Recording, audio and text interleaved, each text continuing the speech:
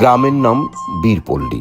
বগুড়া জেলার নন্দীগ্রাম উপজেলার কৃষি সমৃদ্ধ গ্রাম হচ্ছে এই বীরপল্লী। পাখির চোখে যে আমরা দৃশ্যটি দেখতে পাচ্ছি তাতে মনে হবে সমস্ত গ্রাম জুড়েই যেন আলুর আবাদ করা হয়েছে।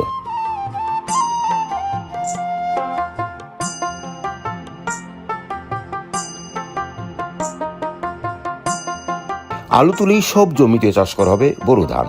এটাই বগুড়া সহ উত্তরাঞ্চলের জেলাগুলোতে এখনকার ফসল ধারা।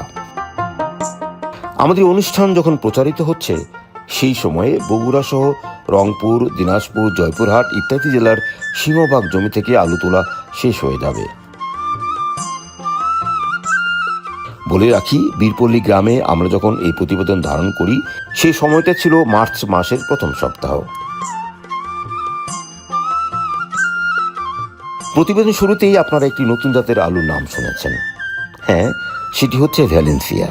এই জাতটি কিন্তু আমাদের প্রচলিত আলু জাত নয়। প্রচলিত আলু জাত বলতে গেলে বলতে হবে ডায়মন্ড, গ্র্যানোলা, অ্যাস্টারিস, সানশাইন, অ্যালোয়েট, পাকরি ইত্যাদি। তবে এই প্রতিবেদনের পুরো অংশ জুড়েই থাকবে ভ্যালেন্সিয়া জাতটির বৈশিষ্ট্য, জীবনকাল এবং ফলনসহ নানা রকম তথ্য।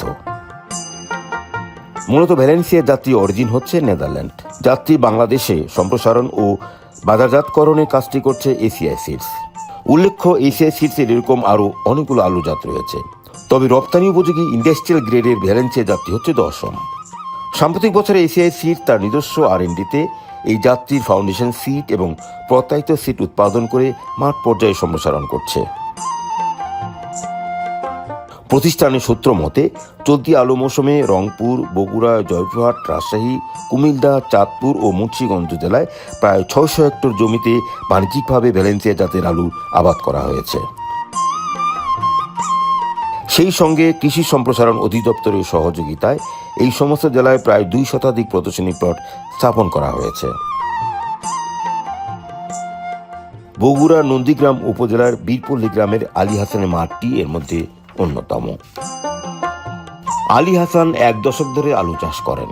তবে এই যাবৎকাল আলী হাসান দেশের প্রচলিত জাত যেমন ডায়মন্ড, অ্যাস্টারিস, গ্র্যানোলা ইত্যাদি জাতের আলু চাষ করেছেন। চলতি বছর এই সমস্ত জাতের পাশাপাশি আলী হাসান ভ্যালেন্সিয়া জাতের আলু চাষ করেছেন।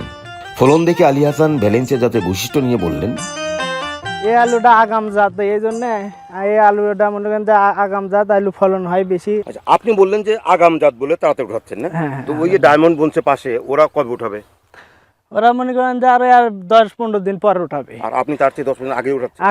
আগেই উঠেছি। এই জাতের বৈশিষ্ট্য এরকম, আপনার বয়স কম লাগে, অল্প বয়সে অধিক ফলন হয় আর কি। এই জন্য কবে বুনছিলেন এটা? এটা বুনছে আপনার হচ্ছে আজ 75 দিন হচ্ছে বয়স।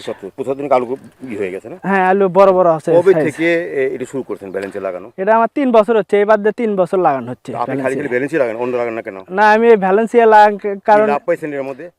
লাভ বলতে কি, এই গাছরা পানি কম খায়, সার কম খায়। নম্বর হলো পানি কম খায়, সার কম খায়, রোগ বালাই কম এই আলুটা, এবং অল্প দিনে অধিক ফলন বেশি হওয়ার কারণে আমি বারবার এই জাত আবাদ করি।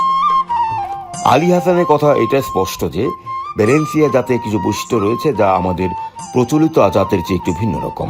ভ্যালেন্সিয়া জাতের বৈশিষ্ট্য নিয়ে আরো বিস্তারিত কথা শুনবো কৃষিবিদ গুলাম মোস্তফার নিকট থেকে। ভ্যালেন্সিয়া গাছের পাতা চ্যাপ্টা হয়। 1 নম্বর হলো গাছের পাতা চ্যাপ্টা হয়। এই চ্যাপ্টা হওয়ার কারণে সে বেশি পরিমাণ খাদ্য তৈরি করতে পারে। আর কি উপায় আছে বোঝার?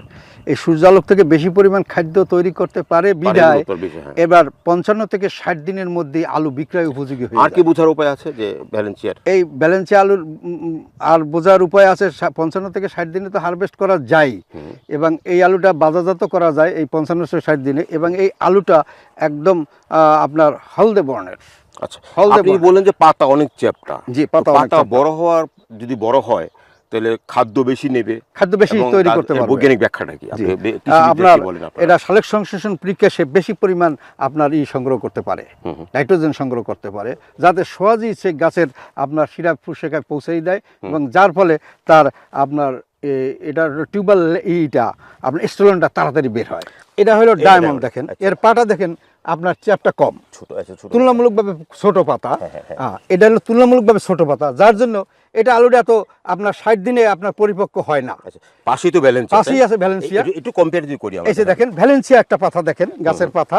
আপনি যদি এটা দেখেন ভ্যালেন্সিয়া, তার পাতা দেখেন চ্যাপটা, আচ্ছা অনেক চ্যাপটা পাতাটা, দেখেন পাতাটা অনেক চ্যাপটা। এইটা হলো ভ্যালেন্সিয়া, এটা হলো ভ্যালেন্সিয়া, এটা হলো ডায়মন্ড। ডায়মন্ড। এই দুইটার পার্থক্য দেখেন, এটা হলো পাতা ছোট এবং এটা হলো পাতা চ্যাপটা। এই চ্যাপটা হওয়ার কারণে সে বেশি পরিমাণ খাদ্য তৈরি করতে পারে, আর এটা কম তৈরি করে, ফলে এই আলুটা তাড়াতাড়ি বড় হয়, এই আলুটা তাড়াতাড়ি বড় হয় এই না। জন্য উৎপাদন বেশি হয় এবং বড় হয়, এটার বৈজ্ঞানিক ব্যাখ্যা। এটাই হলো বৈজ্ঞানিক, উৎপাদন বেশি হবে, যত খাদ্য তাড়াতাড়ি নেবে তত খাদ্য বেশি হবে।